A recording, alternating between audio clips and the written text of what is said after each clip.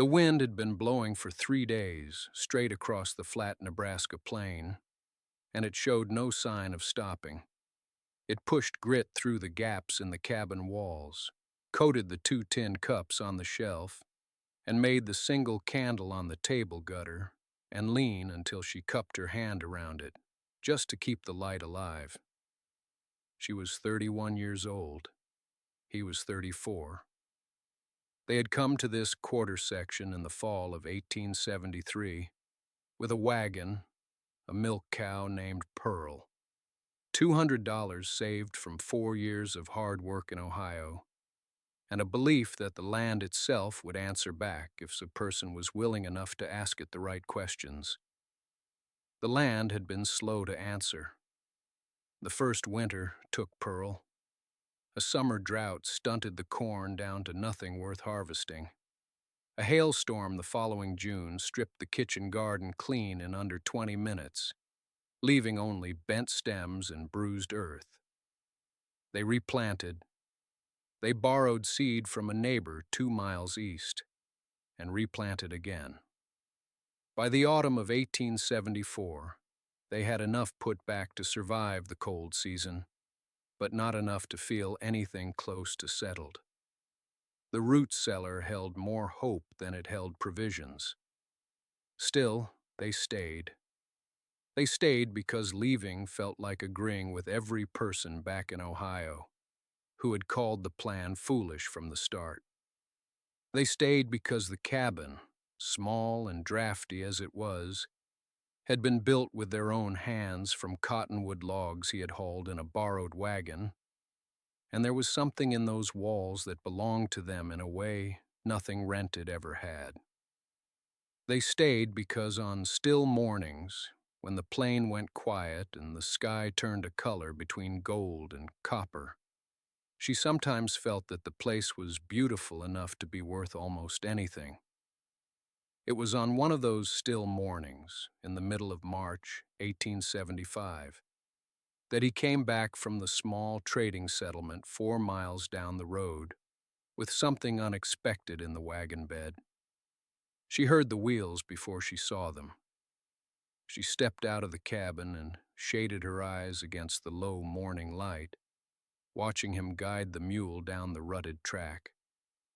There was a wooden crate in the wagon bed, roughly built, with gaps between the boards. He was driving slowly, more carefully than usual, as if the crate held something that required care. She walked out to meet him. He pulled up and set the brake without quite looking at her. That alone told her something. She came around to the wagon bed and looked at the crate. Through the gaps in the board, she could see 5 eggs nestled in a bed of dry straw. They were enormous. Each one was the size of a man's fist, speckled deep brown over a pale cream shell. And they sat in the straw with the particular stillness of things that are either very precious or very worthless. She looked at him. He finally looked at her. "How much?" she said. "Everything," he said. She stood very still. The wind moved through the dry grass beyond the fence line, and the mule shifted his weight with a creak of leather. "Everything," she repeated. "What we had set aside. The coin from the fox pelts and the $2 from Hendricks for the fence work." He said it plainly, not defending himself, not quite apologizing, just laying it in front of her the way a man lays an axe on a chopping block. She looked back at the eggs. In the pale morning light, they had a quality she could not quite name. Not beautiful exactly, but substantial. The speckles were dark and irregular, scattered across the cream shell like flecks of iron in river clay. They were unlike anything she had seen come out of any hen she had ever known. "Whose were they?" she asked. "Old man Prewitt's. He came into the settlement yesterday with them in a flour sack. Said he'd carried them 200 miles from a valley settlement near the Montana line. said the breed was nearly gone, said the hens that laid them stood near 3 feet at the shoulder. She turned that over in her mind. He could have said anything. He could have, the man agreed, and you believed him. He looked at the crate, then back at her. I believed the eggs. That was not nothing. He had spent 22 years learning to read living things. Soil, weather, the set of a horse's ears before a storm. She had watched him be right often enough to know that his instincts were not careless. But instincts had never cost them their last coin before. She unlatched the crate and reached in, slowly, lifting one of the eggs with both hands. It was heavier than she expected, warm, even in the cool morning air, though she told herself that was only the insulated straw.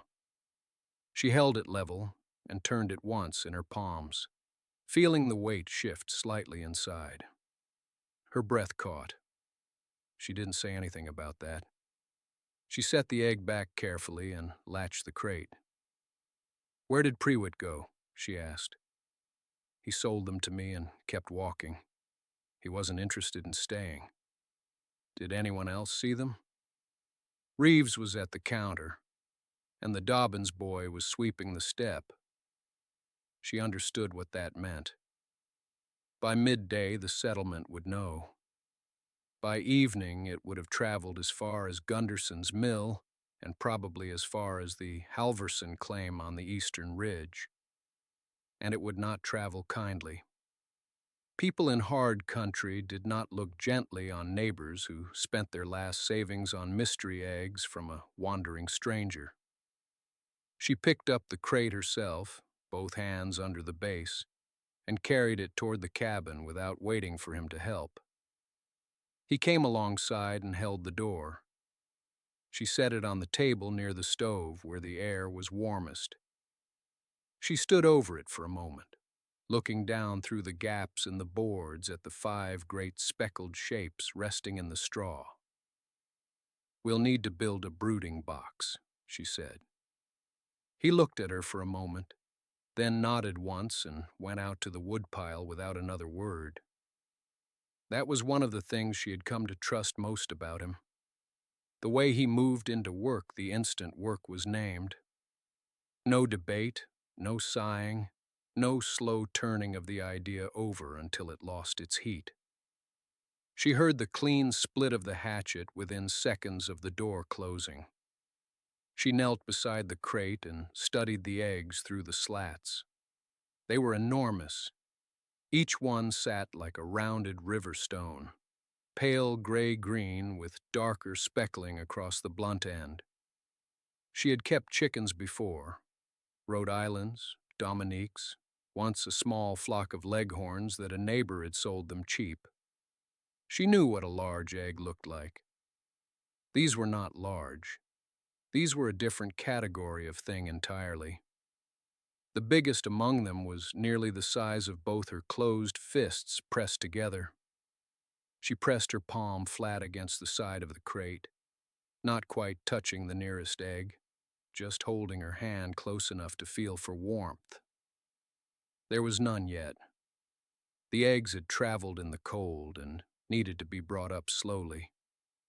She reached in and lifted one, cradling it with both hands the way she would hold something that had been given to her in trust. She turned it.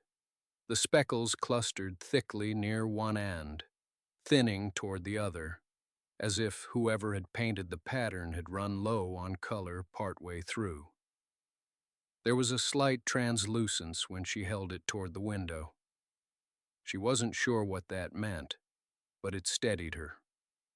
He came back inside with a stack of short boards tucked under one arm and 2 longer pieces balanced on his shoulder. He set them down and went back for the box of tacks and the small hammer she kept on the second shelf above the dry goods. He didn't ask where she wanted it. He looked at the stove, looked at the corner where the floor stayed driest, and began measuring with his thumb span the way she had seen him measure 100 times. Deep enough to hold the straw high on the sides, she said. I know. And we'll need something across the top when we're not tending them. Drafts come under that door. I'll cut it loose and rehang it tomorrow. It's been swinging wrong since September anyway. She wrapped the egg she was holding in the edge of her apron and sat down at the table beside the crate, watching him work. The hammer taps were small and careful. He didn't rush.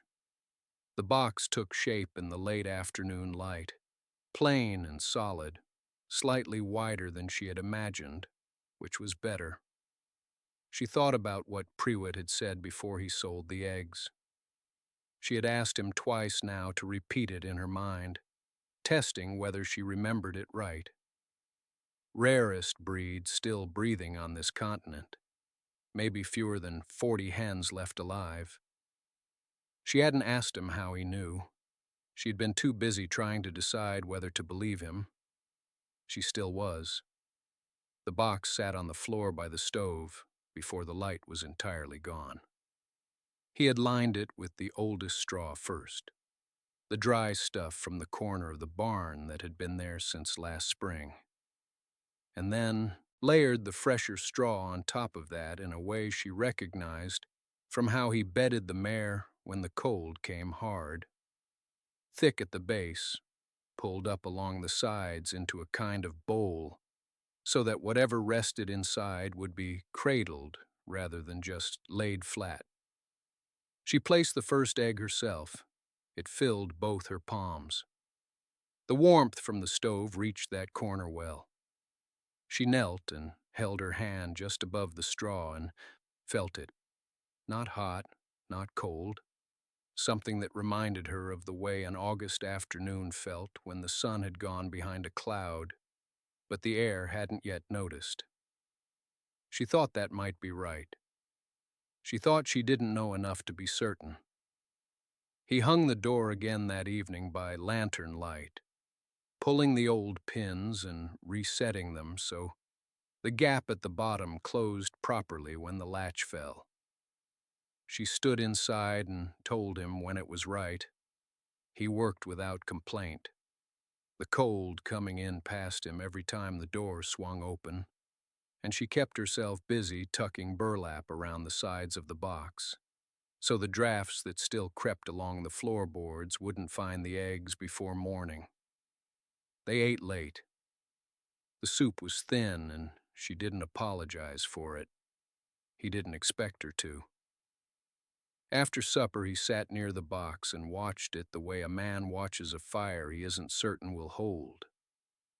She washed the bowls and listened to the silence between them, which was the comfortable kind, the kind that didn't need filling. If they hatch, he said finally, not looking up. She waited. If they hatch and even half of them are hens. He stopped again. She knew he was doing the arithmetic the same way she had done it twice already in her head, starting with Prewitt's number, fewer than 40 hens left alive, and working forward from there. What a breeding pair would mean, what a small flock would mean in 3 years, what it might mean in 5 if the land held and the winters stayed manageable and they were careful. It's a long way to 5 years, she said. It is. He looked at the eggs, not at her. But we've got the land paid to the end of next year. We've got the well. The stove draws clean now. He said it quietly, like a man counting what he still had rather than what he'd lost. We've managed on less certainty than this before. She folded the dishcloth and draped it over the nail by the window. We'll need to keep the temperature tonight, she said. I'll sleep light. We'll both sleep light. She pulled her chair close to his, and they sat together listening to the fire. And outside, the January wind moved across the prairie like it had nowhere particular to be. They slept in 2-hour turns, the way they had learned to do during the worst of the calving seasons. one rising to feed the stove, while the other lay still and tried to gather enough rest to be useful come morning. The wind did not let up. By the time gray light began to press through the oilcloth window covering, the temperature inside the cabin had held close enough, and both eggs, she checked each one with the back of her wrist the way her mother had taught her to check bread dough, were still warm. She did not tell him yet that one of the 5 concerned her.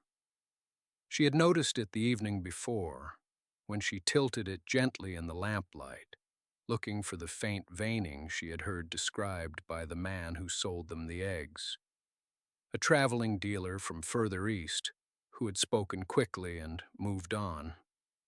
4 of the eggs showed something when the light hit them at the right angle, a soft blush of warmth beneath the shell, the suggestion of something alive and working. The 5th showed nothing. She had tilted it 3 ways and moved the lamp twice. Nothing. She said nothing about it to him over breakfast because she did not see the use in borrowing trouble before it arrived.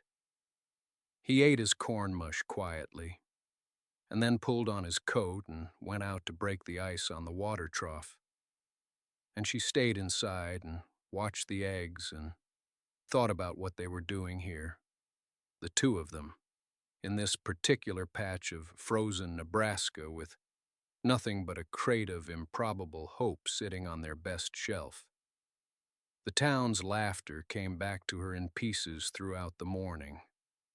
Not meanly.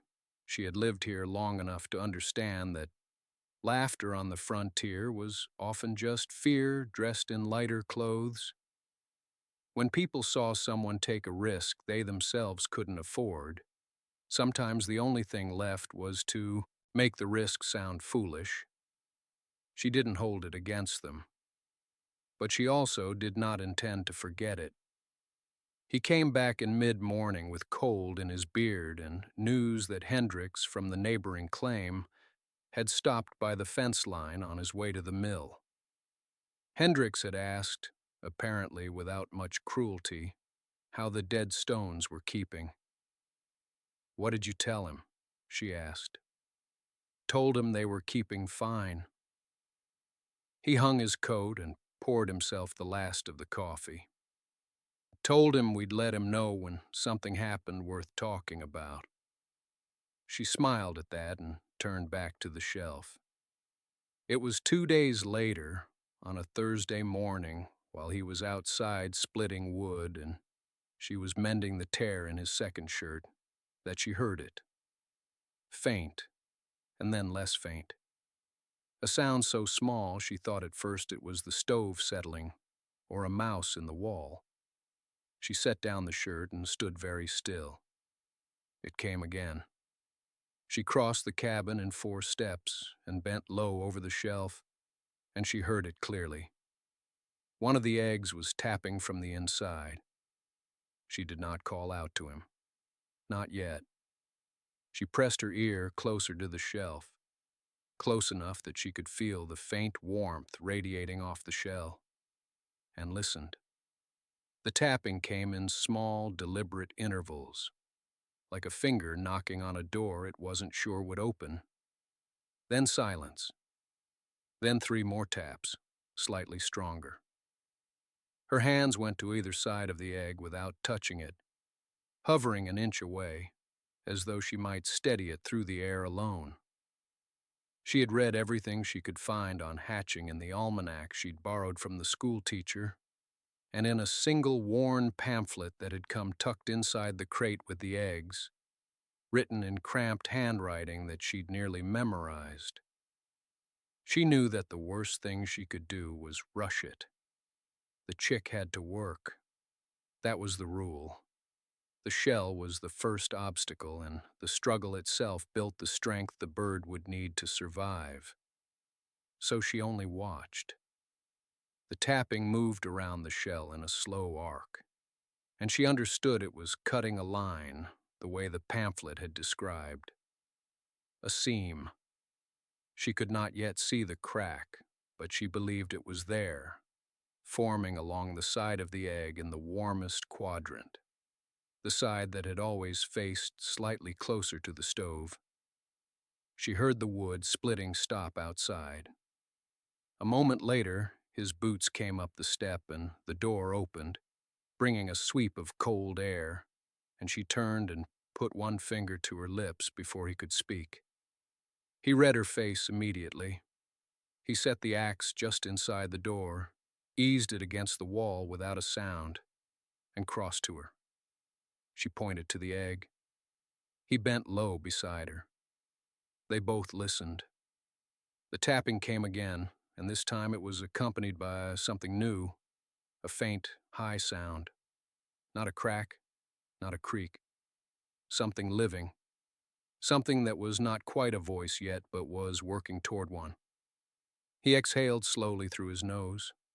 She felt his hand find her arm just below the elbow, not gripping, just resting there. Present. Just the one? He murmured. Barely sound at all. She shook her head and lifted a finger, asking him to wait. She moved carefully along the shelf and listened at each remaining egg in turn. The second and third were still.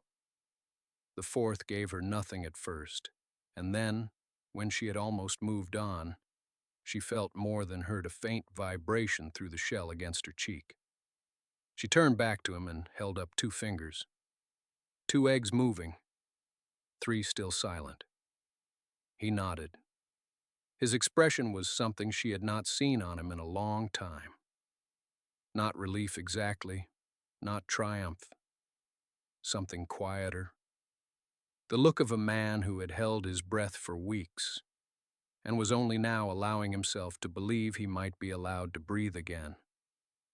She turned back to the shelf and folded her hands together and watched the first egg tap its slow and patient way toward the world. The tapping came in its own rhythm, unhurried and deliberate, as though the creature inside understood that the world would still be there when it arrived. She did not try to help it. Every instinct in her wanted to work a thumbnail along the hairline crack and widen it just enough to ease the struggle, but she had made herself a promise in the first days of watching these eggs, back when they still seemed like nothing more than expensive stone. She had promised she would not interfere. Whatever came out of these, shells would come out on its own terms, or it would not come at all. He seemed to understand this without her saying it. He stood beside her at the shelf, close enough that she could feel the warmth from his coat sleeve, and he did not reach forward either. He only watched. The crack in the first egg widened by the breadth of a thread. Then it stopped.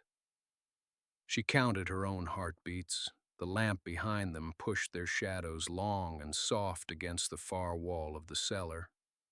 And outside she could hear the wind had picked up again, moving through the grass in that low, sweeping way it did in the last hours before dawn. Then the tapping resumed, steadier now, finding a kind of confidence, and the thread widened into a true line. She leaned in. In the narrow gap she could see something catching the lamplight. Not shell, not membrane, something golden. Not yellow the way young farmyard chicks were yellow, pale and almost colorless in their newness, but a deeper shade, amber warm, the color of oak bark in late afternoon sun. She straightened up and looked at him, and she did not have words for what she was seeing, and so she simply moved aside to give him the better view. He bent close. She watched his face rather than the egg. She saw the moment he registered the color, saw the slight parting of his lips, and the small, careful stillness that came over him. He straightened slowly. "That's not any chick I've ever seen," he said. "No," she agreed. He was quiet for a moment. Then, with the careful deliberateness of a man who has learned not to let himself run ahead of his luck, he said, "But it's alive." "It's alive," she said. They stood together without speaking for a time that felt longer than it was. The second egg they had heard moving gave its first small tap from the shelf, tentative and exploratory, as if asking whether it was welcome. Neither of them moved toward it. There was something in the order of things tonight that she did not want to disturb. The first chick worked for another 20 minutes before a section of shell the size of a thumbnail broke cleanly free, and a small, wet head pushed through into the lamplight, blinking slowly, dazed and certain at once. It was the most golden thing she had ever seen inside a root cellar in her life. She felt his hand cover hers on the edge of the shelf, and she did not pull away. By morning, 3 of the 5 eggs had opened. The first chick had dried through the night and was already something remarkable to look at. Not the pale yellow fuzz of an ordinary barnyard bird, but a deep, burnished gold, the color of new honey held up to sunlight. Its feet were larger than seemed proportionate, and it moved with a kind of deliberate steadiness that reminded her, oddly, of an old working dog that knows its purpose. The second had come through its shell somewhere near midnight. He had stayed awake for it while she slept briefly against his shoulder, and he had not woken her. She found the second chick nestled close against the first when she opened her eyes, both of them tucked under the small lamp's warm radius, perfectly still and perfectly alive. He handed her a cup of coffee without a word, and they watched the third egg for a long time before it gave its first decisive crack just after dawn. The fourth and fifth eggs were still closed, still faintly warm to the touch. She listened at each shell with the side of her face the way she had learned to listen at the cellar door for weather. There was movement in one. The other was harder to read. He had already been out to the barn and back by the time the third chick cleared its shell. He had brought fresh hay and fashioned a low barrier in the warmest corner of the root cellar, using 2 boards and a length of rope, and he had repositioned the lantern on a hook above it. The setup was modest, but deliberate, the work of a man thinking ahead without saying so out loud. She set the 3 dry chicks into the bordered space and watched them settle. The golden color held in all 3. The largest of them, the firstborn, lifted its head and looked at her with round, amber eyes that seemed far too alert for something that had been inside a shell the night before. She said quietly, "I want to write to that man in Laramie." He looked up from the knot he was tying. "The one who sold them? I want to know what we actually have." He considered that for a moment, then nodded once. "I'll hitch the wagon tomorrow. You can post it in town." Neither of them spoke about the town. Neither of them mentioned the laughter or the comments about dead stones or the faces at the feed store window. There was no need. Whatever had been said in public would answer itself in time, and time on the frontier had a way of being very thorough. She watched the firstborn chick pull a single strand of hay from the bedding and then set it down again, satisfied by the investigation. Something in the gesture struck her as both funny and quietly moving. This small, golden, impossible thing, already curious about its world. The fourth egg gave a single firm knock against the shelf just then, and both of them turned toward it at the same moment. The knock came again, not a tap this time, but something deliberate, almost impatient, as though the creature inside had decided that whatever arrangements existed beyond the shell were simply taking too long. She crossed to the shelf and lifted the lamp higher. A hairline fracture had appeared along the wider end of the egg, pale as a scratch on old china. He was at her shoulder a moment later, close enough that she could feel the warmth of him through her sleeve. They did not touch the egg. They had learned that lesson from the first one. Learned it by instinct, really, by some shared understanding that what was happening inside those shells belonged entirely to the creature doing the work. Their only job was to keep the temperature steady and stay out of the way. So they waited. The fracture spread over the next half hour in small, unhurried increments, branching outward the way frost moves across a window pane on a still night. He added another small log to the stove. She turned the egg once, gently, just enough to keep the warmth even on all sides, then set it back and folded her hands and waited again.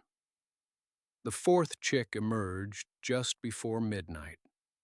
It was larger than the first three, noticeably so, and where the others had arrived in a kind of exhausted sprawl, this one pushed clear of the shell with what she could only describe as determination, shaking the membrane from its head with two firm tosses before settling onto the warmed cloth she had ready.